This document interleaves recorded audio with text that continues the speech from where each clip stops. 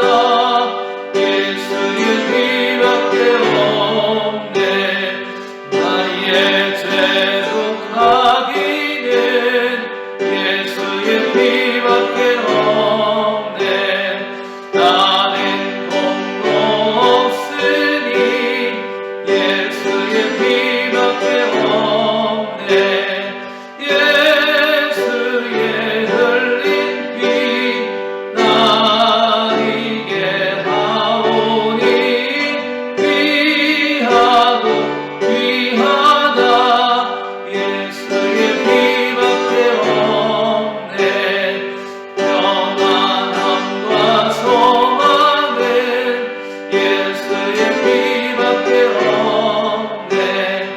나의 의는 이것뿐 예수의 피밖에 없네. 예수의 흘린 피 나에게 하오니 귀하고 귀하다. 예수의 피밖에 없네. 영원토록 내 할 말 예수의 피밖에 없네.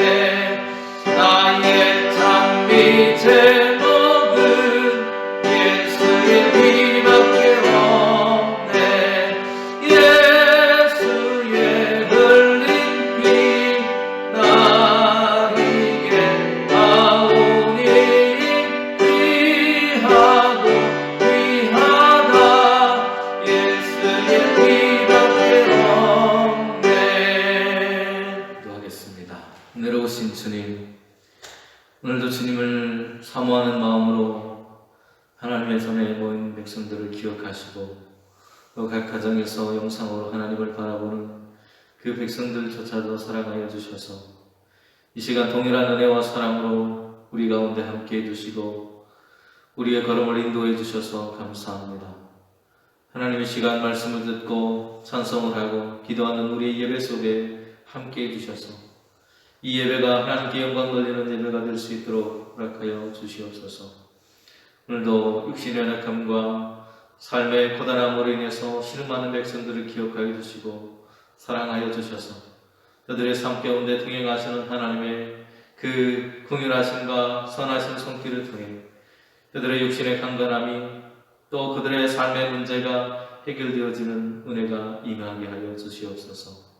하나님 이 시간 말씀 들을 때에도 성령께서 우리에게 깨닫는 지혜를 주시고 하늘의 지혜를 통해 하나님의 말씀대로 살아가는 삶의 은혜를 얻게 하여 주시옵소서. 감사드리며 예수님의 이름으로 기도드립니다. 아멘.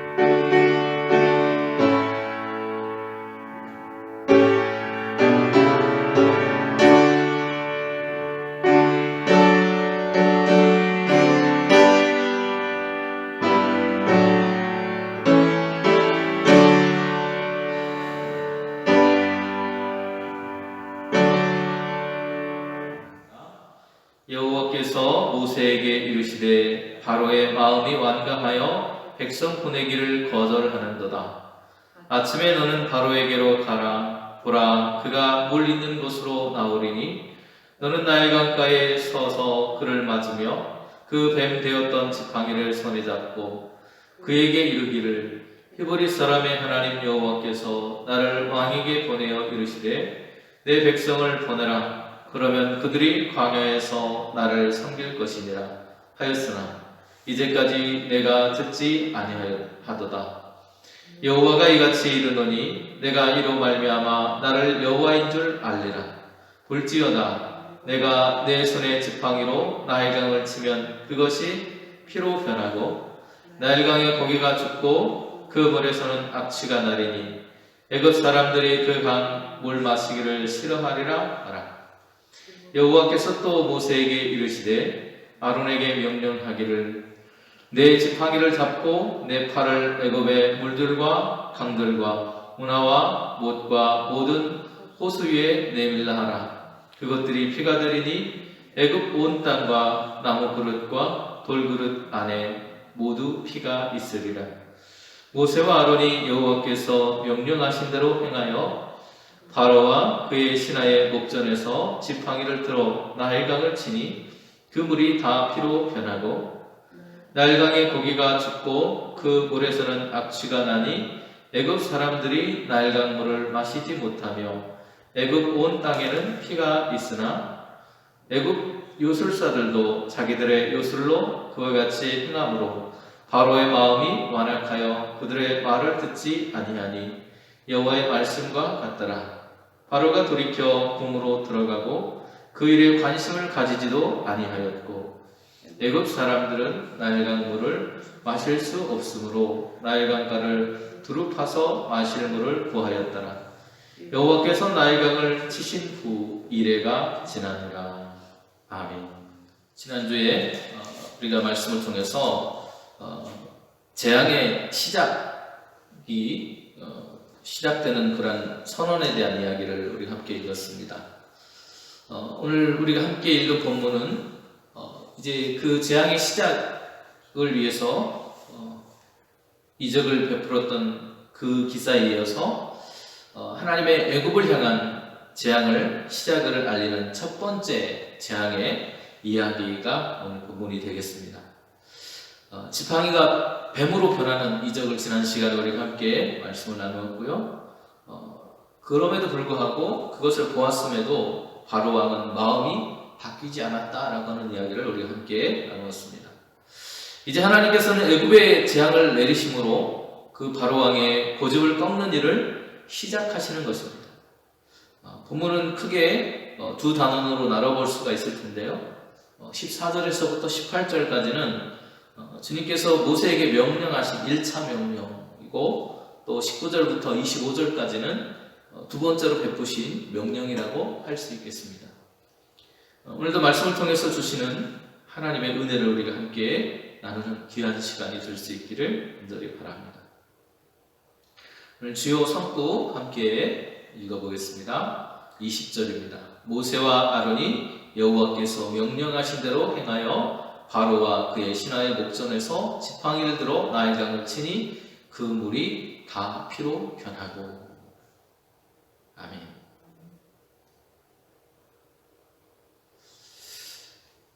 자, 오늘 하나님께서 자신을 가리켜서 말씀하실 때 자기가 누구인지를 이야기하시는데 16절에 보면 이렇게 이야기를 합니다. 그에게 이르기를 히브리 사람의 하나님 여호와께서 이렇게 말을 하라고 했어요. 어떤 하나님? 히브리인들의 하나님. 여기서 말하는 히브리인의 하나님이라고 하는 것은 여기 표를 보면 노예를 가리키고, 히브리인이라고 하는 것은, 그리고 그 노예들은 가축처럼 재산처럼 취급되어지는, 짐승처럼 취급되어지고 인권이나 이런 것들이 유린된 그런 모습을 볼 수가 있을 것 같습니다. 이제 하나님께서는 바로왕 앞에 모세를 이끌고 가서 그에게 지팡이가 뱀으로 변해서 그들이 지팡이를 삼키는 그런 이적을 보여주셨는데, 그리고 나서 하나님께서 모세를 새로운 자리로 이끌어 가십니다. 그 자리가 어디냐면 바로 나일강이라고 하는 거예요. 나일강은 이 히브리 사람들이 종노릇하던 애굽의 그 수원지, 생명줄과 같은 곳입니다. 바로 그 나일강가로 바로 왕이 나올 것을 알고 하나님께서 모세를 그곳으로 인도하는 것을 볼 수 있습니다. 그리고 거기에서 바로 왕을 만나서 했던 이야기가 히브리 노예들을 내보내시오라고 하는 요청입니다. 그런데 바로 왕이 들어주면 얼마나 좋을까요? 그 요구에 대해서 들어주지 않고 거절합니다. 그리고 모세에게 물 있는 곳 나일강가 바로 왕을 만나기 위해서 그곳에 서 있으라고 하나님 말씀하십니다. 모세는 자신의 지팡이를 가지고 나일강가로 가서 거기에서 바로 왕을 기다리고 있는 장면이에요. 그런데 여기서 재밌는 것은 하나님께서 자신을 가리켜서 말씀하시기를 히브리 사람의 하나님 여호와, 히브리 사람의 하나님 야훼라고 부르고 계십니다. 이 표에서 아까 말씀드린 것처럼 히브리인들은 애굽인들에게 불가촉 천민, 가장 낮은 계층의 사람으로 취급받아서 멸시를 받으면서 살았습니다. 호렙산에서 모세를 불러서 하나님께서 뭐라고 했냐면 하나님이 자신을 가리켜서 모세에게 나는 히브리인들의 하나님이라고 말씀하십니다. 이 히브리인들을 애굽에서 탈출시키는 것이 모세의 사명이라는 거예요. 바로 그 모세의 사명, 그 히브리인들, 그 노예들이 하나님의 백성이 되도록 하는 것이 모세의 사명이라고 하는 것을 알 수 있습니다. 자, 볼게요. 자, 여기 이쪽에 있는, 여러분 보시기에 왼쪽에 있는 여기 그림이 노예들이 잡혀서 끌려가는 그런 장면입니다. 이 사진은 물론 애국 시대의 그러한 장면은 아니에요. 하지만 일반적으로 죄수들이 어떤 전쟁에 사람들이 지거나 어떤 나라가 졌을 때 이렇게 굴비였듯이 끈으로 목이나 아니면 이런 손, 때로는 발 이런 것들을 묶어서 이동하도록 했던 모습을 볼 수 있습니다. 그래서 이 사람들이 끌려가면 어떤 일을 했느냐, 그 나라의 노동력, 노예의 역할을 통해서 그 나라의 노동력으로 사용됐다는 것을 볼 수 있어요.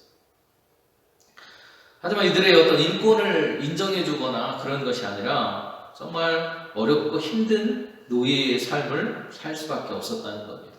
지금 애굽에 살고 있는 이 히브리인들이라고 불려지는, 물론 히브리 사람들도 있을 것이고 성경에 보면 나중에 출애굽할 때는 잡족들이 섞여 있는 것을 볼 수 있어요. 바로 그 사람들, 전쟁의 포로가 되었거나 아니면 어떤 경로를 통해서 애굽이라고 하는 곳을 유입된 가장 천한 사람들로 분류되는 애굽인들을 제외한 다른 사람들을 가리키는 말이라고 할 수 있습니다. 바로 그 사람들을 하나님께서 애굽 땅에서 노예가 되었던 그 사람들을 가리켜서 히브리인이라고 불렀다는 거예요. 여기 들어온 사람들은 노예로 잡혀올 수도 있었고, 또 어떤 사람들은 요셉의 이야기처럼 양식을 구하러 애굽의 도성으로 들어갔다가 또는 돈을 벌려고 그곳으로 왔던 사람들이에요. 그래서 오늘날로 하자면 이주민, 이주 노동자 이렇게 될 것 같습니다. 이 이주민 또는 이주 노동자들을 가리켜서 히브리어로 뭐라고 불렀냐면 아바르라고 불렀어요. 아바르. 이 아바르라는 말은 무슨 뜻이냐면 물을 건너서 온 사람이라고 하는 그런 뜻입니다. 먹고 살기 위해서 도성으로 들어와서 정착했고 또 노예의 신분으로 일해야만 했던 사람들. 그래서 고대 노예 제 사회에는 이 노예를 인간으로 간주하지 않고 여기 보여지는 것처럼 이렇게 소나 이런 것들, 가축들처럼 그렇게 짐승처럼 취급을 했다는 거예요. 여기 소의 귀에 뭐가 뚫려 있어요? 노랗게 뭐가 붙어 있죠. 이게 소의 그런 출생 명부라고 그래요. 소가 태어나면 지금도 이렇게 그 정부에 신고를 하면 출생 명부를 하듯이 귀에다가 이렇게 그 표를 해서 언제 누구네 집에서 태어난 소라고 하는 것을 표시한다고 합니다. 이렇게 노예와 같이 또는 노예가 가축과 같이 취급받는 그런 상태에 있었다는 거예요. 그래서 저번에도 말씀을 한번 드렸지만 이들은 하나님의 보호를 받을 수 없는 사람들로 여겼다는 거예요. 그들에게는 하나님이 존재할 수 없고 그들을 보호할 수 있는 어떤 신도 없다라고 생각을 했다는 겁니다. 그래서 그들은 도시 문명 속에서 억압당해 왔던 사람들이에요. 바로 그 히브리인들을 수호해서 세상의 종살이로부터 건져주실 분이 나타났는데 그분이 바로 야훼 하나님이라고 말하고 있는 것입니다. 지난번에도 야훼에 대한 이야기들을 잠깐 했었는데 여기서 우리가 좀 생각해 봐야 될 것이 있어요. 본래적인 노동의 의미가 무엇인가? 본래 어떤 노동을 하는 것은 자신이 가지고 있는 어떤 노동력과 존재를 바쳐서 다른 사람, 타자라고 흔히 말하는데 다른 사람을 행복하게 해주는 그 행위를 가리켜서 노동이라고 했습니다. 그런데 지금 히브리인들, 종으로 잡혀있는 이 사람들의 노동은 그런 자신의 노동력과 존재를 바쳐서 다른 사람을 행복하게 하는 노동이 아니라 세상의 권력자들에게 자신의 인권과 권리를 다 빼앗겨서 어쩔 수 없이 하는 착취되어 있는 노동을 하고 있다는 거예요. 왜곡되어 있는 노동의 모습. 그랬던 사람들이 이제는 야훼라고 하는 그런 이스라엘의 그런 신을 통해서, 해방하는 신을 통해서 애굽으로부터 탈출해서 하나님의 백성으로 살아갈 수 있는 기회가 주어질 것이라고 하는 것이 바로 여기 출애굽에서 이야기하고 있는 히브리인의 하나님이라고 하는 말 속에 담겨있는 의미라고 말할 수 있습니다. 그러니까 노예의 삶에서 하나님의 백성으로 변화되어지는 그 모습을 우리가 상상해 볼 수 있을 것 같습니다. 그리고 하나님 말씀하시기를 그런 하나님을 뭐라고 소개하는 이유가 있다는 거예요. 그 이유를 뭐라고 말하고 있냐면 나를 여호와인 줄 알리라 이렇게 말을 해요. 17절에 여호와가 이같이 이르노니 내가 이로 말미암아 나를 여호와인 줄 알 것이다. 바로 왕을 향해서 네가 나를 여호와인 줄 알게 될 거야 라고 말하고 있는 거예요.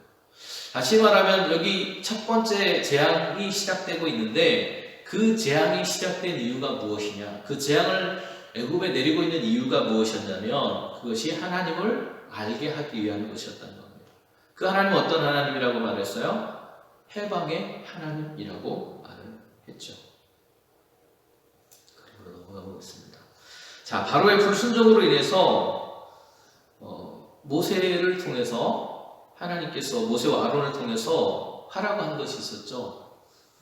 자, 여기가 지금 보여지는 왼쪽 그림에 여기 멀겋게 보이는 부분이 잘 보이실지 모르겠는데 이 아랫부분이 바로 나일강입니다. 그래서 그곳에서 바로와 만난 모세가 그 나일강을 내려쳐서 피로 변하게 하고 그 피로 변한 나일강 물로 인해서 그곳에 살고 있던 물고기가 죽는 그런 장면이 나옵니다. 자, 나일강의 물고기들이 떼죽음을 당하고 있습니다. 본래 물고기들은 하나님의 복을 받아서 생육하고 번성하도록 하나님께서 물에 살게 하셨어요. 그래서 그렇게 생육하고 번성한 사람들에 의해서 활발하게 그곳에서 함께 살아야 되는 것이 물고기들인데, 그런데 죄의 결과로 인해서 그 물고기들이 죽는 결과를 초래했다라고 말할 수 있습니다. 또 이 나일강은 이집트의 어떤 신들과 좀 연결되어져 있는데 그들이 섬기는 그런 신들, 그들의 생명을 주관하고 풍요를 주관하는 그런 신이 나일강이라고 그들은 생각을 했어요. 그래서 그 나일강이 그들에게 물고기를 주고 식수원이 되어주고 하는 그것들이 신이 그들에게 베푸는 은혜라고 생각을 했습니다. 그런데 그들이 그렇게 믿고 의지하던 신이 가지고 있던 능력이 하나님의 능력을 통해서 분쇄되어지는, 파괴되어지는 그런 모습이라고도 상상할 수 있을 것 같아요. 어쨌든 나일강이 피가 되어서 더 이상 마실 수 없게 되었다는 바로 그 모습, 그것이 바로 모든 것들이 죄의 대가였다. 그것으로 인해서 초래되어진 수질 오염의 그런 모습이었다라고 하는 것을 볼 수 있어요. 자, 17절과 18절은 바로왕이 비로소 히브리 민족의 하나님이 야훼 하나님, 여호와 하나님이라고 하는 것을 알게 될 것이라고 하는 말씀을 하고 있습니다. 자, 이제 모세를 통해서 내리실 재앙들이 여호와 하나님의 정체성을 알려주는 것이라고 하는 것을 우리가 알 수 있어요. 오늘 본문에도 나를 여호와, 야훼인 줄 알 것이다 라고 하는 말을 하고 있어요. 자, 이것은 어떤 이름을 알려주는 것이라기보다는, 이름 자체를 알리는 것이라기보다는 이러한 재앙을 가져오고 모세를 통해서 바로왕에게 말씀을 전하시는 분이 앞에서 말했던 히브리 노예들의 하나님, 해방의 하나님이라고 하는 것을 그들에게 알리기 위한 것이었다는 겁니다. 그래서 하수가 피로 변하고 하수의 고기가 죽고 거기에서 악취가 풍겨서 애굽 사람들이 그렇게 섬기고 믿고 의지했던 그 나일강이 더 이상 그들이 마실 수 있는, 그들이 삶을 회복하고 영유할 수 있는 공간이 되지 못했다는 겁니다. 이제는 그 물을 마시는 것조차도 싫어하게 됐다는 거예요. 물이라고 하는 것은 생명의 근원입니다. 물이 없으면 인간이 살아갈 수 없는 것입니다. 이러한 물을 피로 바꿔버리는 일은 그 자체가 직접적으로 애굽 사람들에게 큰 피해를 주기도 했지만 그것보다는 오히려 더 하나의 상징적인 것으로 우리가 이해를 해야 될 것 같아요. 자, 앞에서 말한 것처럼 물은 생명의 근원이라고 말했습니다. 그들에게 풍요와 생명을 던져주던 그 물이 이제는 풍요와 생명이 아니라 죽음을 상징하는 장소. 그래서 악취가 나서 더 이상 그것을 누릴 수 없는 모습이 되었다라고 하는 거예요. 이 첫 번째 재앙은 앞으로 닥치게 될 무서운 재앙을 보여줍니다. 애굽 사람들의 생명을 앗아가는 재앙이 시작되었다는 것을 보여주고 있는 거예요. 그래서 17절에서 하나님이 이 물을 치라고도 하고 또 19절에서는 물 위로 팔을 펴라고도 하는데 물이라고 하는 것은 모두 피로 변할 것이라고 하는 것은 모든 물이 피로 변할 것에 대한 이야기를 하고 있는 것입니다. 애굽뿐만 아니라 물을 통해서 생명을 주고 또 죽음을 줄 수 있는 것은 애굽의 신들이 아닌 바로 야훼 하나님, 해방하시는 하나님, 그 히브리 노예들을 자기의 백성으로 삼으실 하나님이라고 하는 것을 강조하고 있는 이야기라고 할 수 있습니다. 오늘 본문을 보면 22절에 이렇게 말하고 있어요. 7장 22절 애굽 요술사들도 자기들의 요술로 그와 같이 행함으로 이렇게 말합니다. 이 피재앙을 통해서 하나님은 바로 왕을 이렇게 마음을 돌이켜서 그가 돌이키도록 하려고 했어요. 그런데 누가 왔냐면 애굽의 요술사들이 와가지고 모세와 아론이 한 것처럼 똑같이 그 일들을 해내고 있습니다. 그랬더니 22절의 하반절에 이렇게 되어 있어요. 바로의 마음이 완악하여 그들의 말을 듣지 아니하였다. 하나님이 말씀하신 대로 그렇게 됐다. 하나님이 그를 설득하려고 했지만 이 요술사들의 이 행위를 통해서 하나님의 설득력이 사라져버린 거예요. 모세와 아론의 주장을 했던 하나님께서 내리시는 재앙이라고 하는 것에 대해서 바로 왕이 설득될 뻔했는데 이 요술사들의 요술을 통해서 그 애굽에 내리는 재앙이 하나님만이 하실 수 있는 것이 아니라고 하는 것을 알게 되고 나서 바로 왕이 별로 탐탁하게 별로 두려운 마음을 갖지 않았다라고 하는 것을 알 수 있습니다. 그로 인해서 애굽의 백성들은 고통이 더욱더 심해졌어요. 그런데 바로 왕의 모습을 한번 보세요. 23절에 바로가 돌이켜 궁으로 들어가고 그 일에 관심을 가지지도 않았다. 이렇게 말을 합니다. 자, 보세요. 백성들은 고통을 받고 있어요. 마실 물에 대한 고통을 받고 있어요. 나일강이 변해버렸어요. 먹을 것에 대한, 거기서 나오던 물고기라든지 이런 것들을 먹을 수 없는 상황, 악취가 나는 환경의 오염으로 인한 괴로움을 경험하고 있는 것입니다.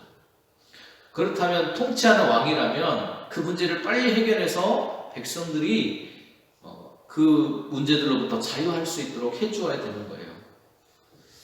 그리고 하루라도 속히 그 일을 처리해야 되는데 바로 왕이 애굽의 요술사들이 하는 것을 보고 하나님의 그런 것이 그렇게 두려운 일이 아니라고 하는 것을 알고 나서는 그 일에 대해서 신경 쓰지 않았다, 관심 갖지 않았다, 외면해버렸다라고 하는 이야기를 오늘 본문이 하고 있습니다. 그리고 나서 그 시간이 얼마나 흘렀느냐? 일주일이 흘렀다라고 이야기를 하고 있는 거예요. 이영재라고 하는 그 목사님의 그런 이야기를 들어보면 이분은 이 부분에 대해서 이렇게 해석을 해요.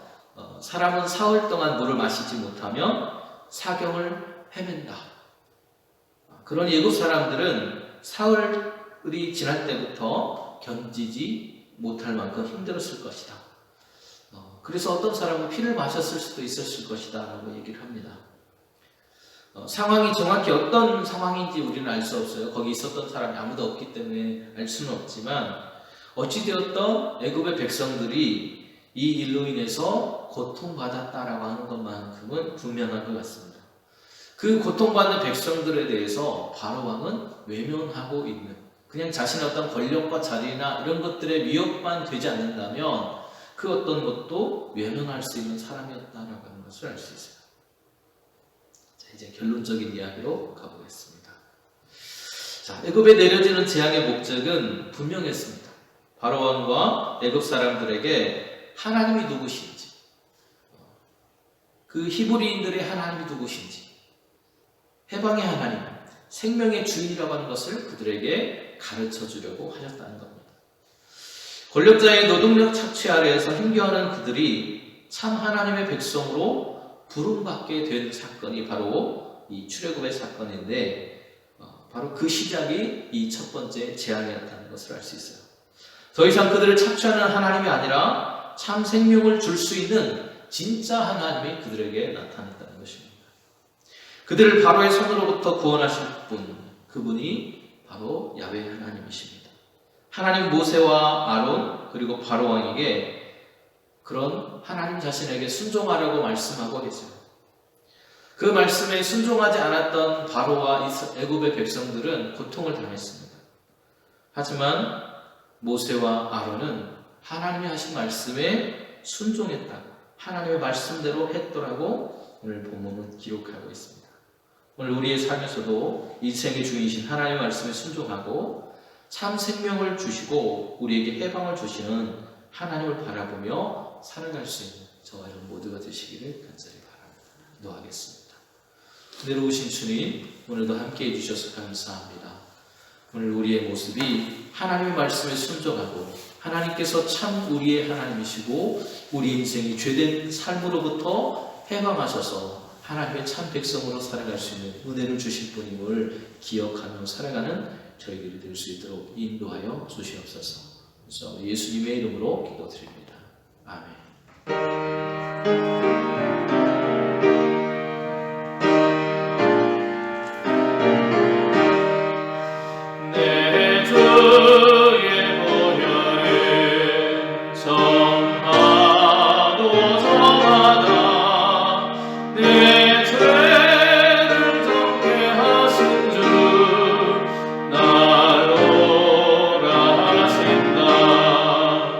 내가 주께로